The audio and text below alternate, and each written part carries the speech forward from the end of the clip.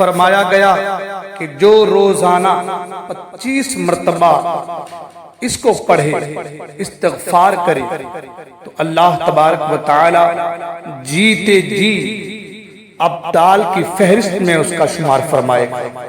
اللہ اکبر۔ اس کو پڑھنے والا جو بھی دعا کرے، یہاں تک کہ اگر پہاڑ کو ہٹانے کی دعا کرے اللہ تعالیٰ سے، تو اللہ تبارک و تعالیٰ اس کی دعا کو قبول فرما کر پہاڑ کو اس کی دعا کی برکت سے ہٹا دے گا۔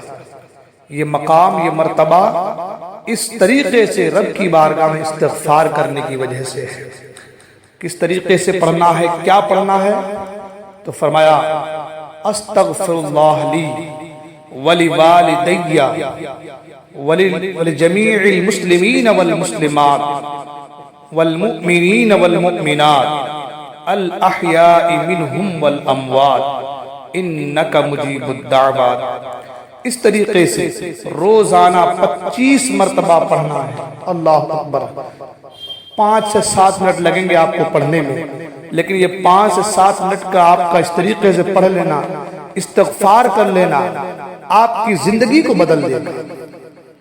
آپ کی زندگی کے ساری پریشانیوں کا حل، ساری پریشانیوں کا مداوع، تمام تر تکالیف کو دور کرنے کے لیے بس یہ عمل کافی ہے، یہ ورد کافی ہے۔